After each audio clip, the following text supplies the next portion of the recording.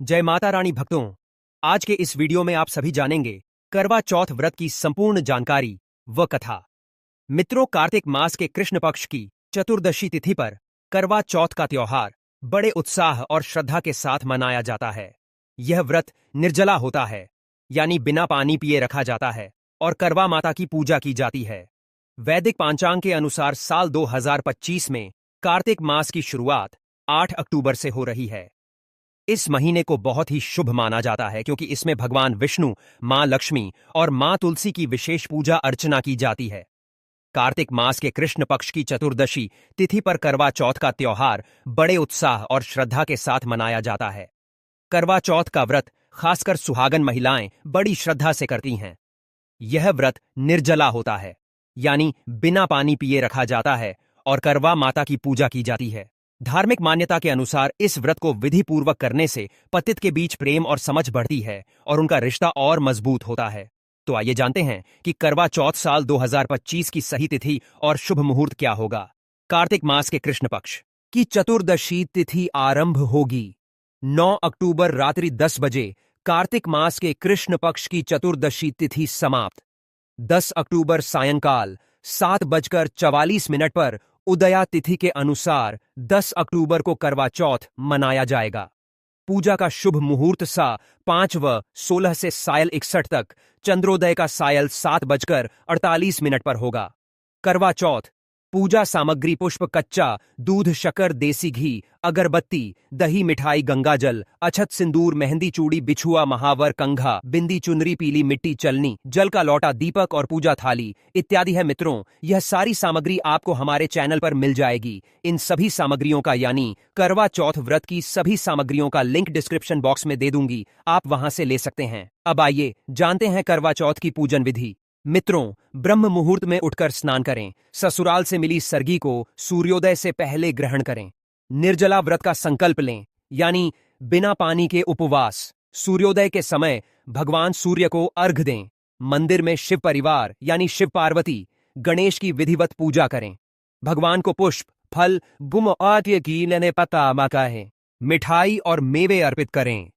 करवा चौथ की व्रत कथा का श्रवण करें। शाम को पुनः पूजा की तैयारी करें। पूजा की थाली में फूल, फल, मिठाई, धूप, दीप, रोली इत्यादि रखें। एक करवा में चावल भरे और उसमें दक्षिणा रखें। चंद्र उदय के बाद उसे अर्घ दें। छन्नी में जलता दीपक रखें और चंद्र दर्शन करें। उसी छन्नी से अपने पति का मुख देखें। पति के हाथों से पानी पीकर व्रत खोलें। पूजा में हुई भूल चूक के लिए क्षमा याचना करें। बुजुर्गों का आशीर्वाद लें। पूजन की सामग्री और करवा सास या किसी सुहागन को भेंट करें। अंत में स्वास्तिक भोजन ग्रहण करें। करवा चौथ व्रत के नियम। मित्रों, करवा चौथ के दिन करवा माता की पूजा के बाद व्रत कथा पढ़ी या सुनी जाती है और जीवन में सुख शांति की कामना की जाती है। पूजा के बाद इत्र, केसर, सिंदूर और लाल चुनरी दान करें। ऐसा करने से वैवाहिक जीवन में खुशहाली आती है और परिवार में शांति बनी रहती है। करवा चौथ के दिन व्रत का संकल्प पूरी श्रद्धा और मन लगाकर लें। इससे आपका मन और आत्मा इस पूजा से जुड़ता है और व्रत के फल की प्राप्ति होती है।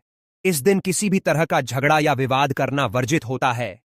इस व्रत की है पवित्रता भंग हो सकती है और इसके परिणाम भी नकारात्मक हो सकते हैं। हे मित्रों, आप सभी ने अभी जाना करवा चौथ व्रत की संपूर्ण जानकारी। अब आइए श्रवण करते हैं करवा चौथ व्रत की 5 महापुण्य फल देने वाली कथा। कथा अच्छी लगे, वीडियो अच्छी लगे तो वीडियो को लाइक शेयर करें। प्रेम से बोलिए शिव परिवार की जय, करवा माता की जय।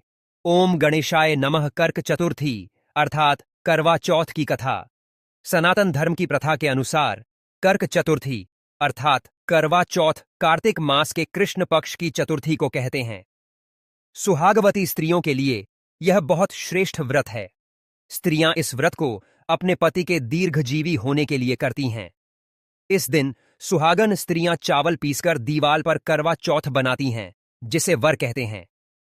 इस करवा चौथ में पति के अनेक रूप बनाए जाते हैं तथा सुहाग की वस्तु जैसे चूड़ी, बिंदी, बिछुआ, मेहंदी और महावर आदि के साथ साथ दूध देने वाली गाय, करवा बेचने वाली कुम्हारी, महावर लगाने वाली नायन, चूड़ी पहनाने वाली मनिहारी, इन 7 भाई और उनकी इकलौती बहन सूर्य, चंद्रमा, गौरी और पार्वती आदि देवी देवताओं के भी चित्र बनाए जाते हैं। सुहागन स्त्रियों को इस दिन निर्जल व्रत रखना चाहिए। रात्रि को जब चंद्रमा निकल आए तब उसे अर्घ देकर भोजन करना चाहिए। पीली मिट्टी की गौरा बनाकर उनका पूजन करना चाहिए। यदि दीवार पर करवा चौथ बनाने में कोई असुविधा हो तो करवा चौथ का चित्र बाजार से लाकर दीवार पर चिपकाया जा सकता है। करवा चौथ व्रत कथा मानधाता कहने लगे कि जिस समय अर्जुन नीलगिरी पर तप करने के लिए चले गए तो उनके पीछे द्रौपदी खिन्न होकर चिंता करने लगी कि अर्जुन ने बड़ा कठिन कर्म प्रारंभ किया है, किंतु विघ्न डालने वाले शत्रु अनेक हैं। इस प्रकार चिंता करके श्री कृष्ण जी से सब विघ्नों का नाश करने वाला उपाय पूछने लगी। द्रौपदी ने कहा कि हे सर्व जगत के नाथ, आप मुझे एक ऐसा व्रत बताने की कृपा करें जिसके करने से सभी विघ्न दूर हो जाए। श्री कृष्ण ने कहा, हे महाभाग श्री, पार्वती जी ने भगवान शंकर जी से यही प्रश्न किया था। तब वह दिन श्री का कि शंकर जी ने पार्वती जी से जो कहा था, हे बराराहे, वही करक चतुर्थी का नाम अब व्रत मैं तुमसे कहता हूं। ध्यानपूर्वक सुनो, यह सब प्रकार के विघ्नों का नाश करने वाला है। श्री पार्वती जी ने कहा है कि हे भगवान, यह कारक चतुर्थी का व्रत कैसे किया जाता है, जिस तरह है उसका विधान क्या है? क्या पहले भी इस व्रत को किसी ने किया है? शंकर जी बोले, हे पार्वती, अनेक प्रकार के रत्नों से शोभमान चांदी और सोने के भवनों से भरे विद्वान पुरुषों से सुशोभित लोकों को बस में करने वाली दिव्य स्त्रियों से शोभमान, जहां पर सदैव ही वेद ध्वनि होती है, ऐसे स्वर्ग से भी मनोहर परम रमणिक शुक्र पत्थरपुर दिल्ली शहर में एक वेद शर्मा नामक ज्ञानी ब्राह्मण रहता था। उसकी पत्नी का नाम लीलावती था। उसको महापराक्रमी 7 पुत्र और संपूर्ण लक्षणों से युक्त वीरवती नाम की एक कन्या उत्पन्न हुई। उसकी आंखें नीलकमल के समान और मुख चंद्रमा के समान था। उसके विवाह के योग्य समय आ जाने पर वेद शर्मा ने एक वेद शास्त्र के ज्ञाता विद्वान ब्राह्मण के साथ उसका विवाह कर दिया। इसके पश्चात वीरवती ने अपने भाइयों की पत्नियां भजाइयां समेत गौरा का व्रत किया। फिर कार्तिक कृष्ण चतुर्थी के दिन व्रत उपवास कर सायंकाल में स्नान कर सभी ने भक्ति भाव से वट वृक्ष का चित्र बनाकर उसके नीचे शंकर जी, गणेश जी और स्वामी कार्तिकेय के साथ पार्वती का चित्र बनाया और ओम नमः शिवाय इस मंत्र से गंध पुष्प और अक्षत आदि से गौरी जी का पूजन किया। फिर शिवजी, गणेश जी तथा सदानंद का अलग अलग पूजन करते हुए पकवान अक्षत दीपक से युक्त 10 करवा और गेहूं के पिसान और गुड़ के बने हुए पकवान तथा और भी अनेक प्रकार के फला आदि भोज्य पदार्थों को अर्पण करके अर्घ देने के लिए चंद्र उदय की प्रतीक्षा करने लगी। इसी बीच वीरवती बाला भूख प्यास की पीड़ा से मूर्छित होकर पृथ्वी पर गिर पड़ी। तब उसके सब भाई बांधव रुदन करने लगे। फिर वीरवती का मुख धोकर पंखे से हवा करके उसको ढाढ़स बंधाने लगी कि अब चंद्रमा उदय होने ही वाला है। उसका एक भाई चिंता युक्त होकर एक महान व्रत वृक्ष पर चढ़ गया। बहन के प्रेम से दुखी भाई ने जलती हुई लुकारी लेकर चंद्रमा के उदय होने का बहाना कर दिखाया। वीरवती ने चंद्रमा का उदय जानकर दुख का त्याग करके विधि विधान से अर्घ देकर भोजन कर लिया। इस प्रकार व्रत के दूषित हो जाने के कारण उसका पति मर गया। जब वीरवती ने अपने पति को मरा हुआ देखकर पुनः शिवजी का पूजन 1 वर्ष तक निर्हार रहकर किया। वर्ष के समाप्त होने पर कर्क चतुर्थी का व्रत उसकी भजाइयों ने किया। वीरवती ने भी पूर्वोक्त विधान से व्रत किया। जब उस दिन देव कन्याओं के साथ इंद्राणी वहां कर्क चतुर्थी का व्रत करने के लिए स्वयं स्वर्ग से वीरवती के पास आई, तब वीरवती ने इंद्राणी से सब बातें पूछीं। वीरवती ने कहा कि मैं कर्क चतुर्थी का व्रत करके अपने पति के घर आई तो मेरे पति मृत्यु को प्राप्त हो चुके थे। मैं नहीं जानती कि किस पाप कर्म से मुझको यह फल मिला है। हे मातेश्वरी, हमारे भाग्य से आप यहां आ गई हैं, सो मेरे पति को जीवित करके मुझ पर कृपा कीजिए। इंद्राणी ने कहा, सुभाग्यगत वर्ष जो तुमने अपने पिता के घर में कर्क चतुर्थी का व्रत किया था, सो बिना चंद्रमा के उदय हुए ही तुमने उसको अर्घ दे दिया था। इसी से व्रत दूषित हो गया और तुम्हारा पति मृत्यु को प्राप्त हो गया। अब तुम यत्न के साथ इस कारक चतुर्थी का व्रत करो। तत्पश्चात इस व्रत के प्रभाव से मैं तुम्हारे पति को जीवित कर दूंगी। श्री कृष्ण भगवान कहने लगे कि हे द्रौपदी, इंद्राणी के वचन सुनकर वीरवती ने विधान पूर्वक उस व्रत को किया।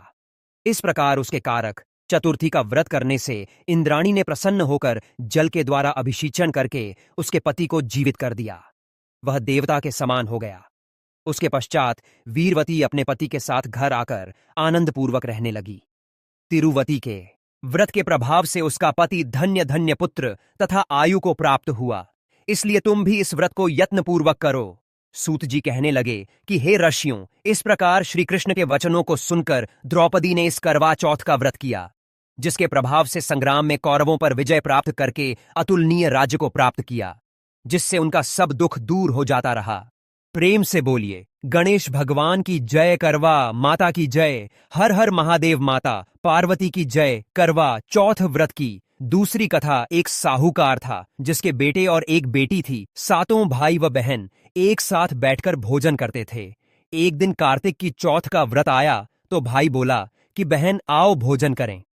बहन बोली कि आज करवा चौथ का व्रत है, चांद उगने पर ही खाऊंगी। तब भाई ने सोचा कि चांद उगने तक बहन भूखी प्यासी रहेगी, तो एक भाई ने दिया जलाया, दूसरे भाई ने छलनी लेकर उसको ढका और नकली चांद दिखाकर बहन से कहने लगी, चल चांद उगाया है, अर्ध दे ले बहन। अपनी भाभियों से कहने लगी, चलो अर्ध दे दो। भाभियां बोली, थारा चांद उगा होगा, हमारा चांद तो रात को उगेगा।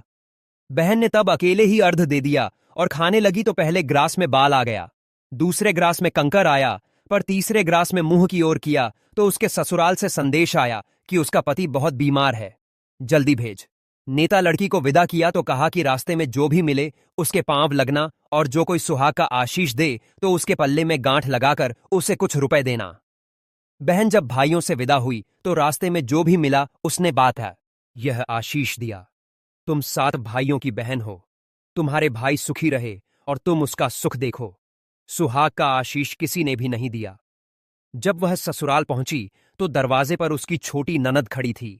वह उसके भी पांव लगी तो उसने कहा कि सुहागन रहो, सपूती हो तो उसने यह सुनकर पल्ले में गांठ बांधी और ननद को सोने का सिक्का दिया। जब भीतर गई तो सासू ने कहा कि पति धरती पर पड़ा है तो वह उसके पास जाकर उसकी सेवा करने के लिए बैठ गई। बाद में सासू ने दासी के हाथ बची खुची रोटियां भेज दीं। इस प्रकार से समय बीते बीते मग सिर की चौथ आई तो चौथ माता बोली, करवा ले भाइयों की प्यारी करवा ले। लेकिन जब उसे चौथ माता नहीं दिखाई दी तो वह बोली, हे माता, आपने मुझे उजाड़ा तो आप ही मेरा उद्धार करोगी, आपको मेरा सुहाग देना पड़ेगा। तब चौथ माता ने बताया कि पौष की चौथ आएगी, वह मेरे से बड़ी है, उसे ही सब कहना, वही तुम्हारा सुहाग वापस देगी। पौष की चौथ आकर चली गई, माघ की भी चली गई, फाल्गुन की चौथ भी आकर चली गई, चैत्र, वैशाख, ज्येष्ठ, आषाढ़ और श्रावण, भादों की सभी चौथ आई और यही कहकर चली गई कि आगे आने वाली को कहना। और सोच की चौथ आई तो उसने बताया कि कार्तिक की चौथ नाराज है, उसी ने तुम्हारा सुहाग लिया है, वही वापस कर सकती है, वही आएगी तो पांव पकड़कर विनती करना। यह बताकर वह भी चली गई। जब कार्तिक की चौथ आई तब वह गुस्से में बोली, भाइयों की प्यारी करवा ले, दिन में चांद उगाने वाली करवा ले, व्रत खंडित करने वाली करवा ले, भूखी करवा ले। तो यह सुनकर चौथ माता को देखकर उनके पांव पकड़कर गिड़गिड़ाने लगी, हे चौथ माता, मेरा सुहाग तुम्हारे हाथों में है, आप ही मुझे सुहागिन करें। तो माता बोली, पापिन हत्यारीन, मेरे पांव पकड़कर क्यों बैठ गई? तब बहन बोली कि जो मुझसे भूल हुई है उसी की क्षमा कर दो, अब भूल नहीं करूंगी। तो चौथ माता ने प्रसन्न होकर आंखों से काजल, नाखूनों से मेहंदी और टीके में से रोली लेकर छोटी उंगली से उसके आदमी पर छींटा दिया तो वह उठकर बैठ गया और बोला कि आज मैं बहुत सोया। वह बोली, क्यों सोए? मुझे तो 12 महीने हो गए। तब जाकर चौथ माता ने मेरा सुहाग लौटाया। तब उसने कहा कि जल्दी से माता का पूजन करो। जब